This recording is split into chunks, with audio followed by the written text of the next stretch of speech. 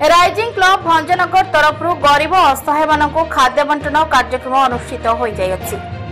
उद्देश्य विकास पथ को आउ पादे आगे नेबा। एणु राइजिंग क्लब समस्त युवपीढ़ी मिसी एही महत काम करियछथि।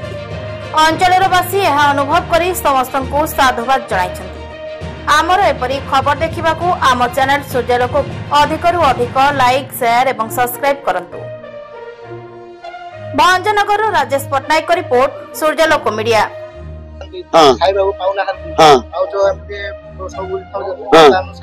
आपण साहाय्य हाथ बढ़ाई जो मैंने गरीब लोक मैंने अच्छा से खाइबा को पाऊना दुख कष्ट चलुंट जहाँकि आप हाथ बढ़ाई सहयोग करने।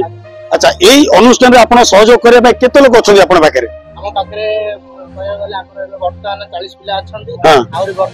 निर्दिष्ट काल आप करेंगे ना ये गोटाक बंद करदेवे निर्दिष्ट काल आगू करेंगे कौन कौन संस्था सब करने चाहूँ गरीब मानक खाइबा को देवा चाहूँ बर्तमान उन्नति केमती हम से जगह देखा चाहूँ समस्त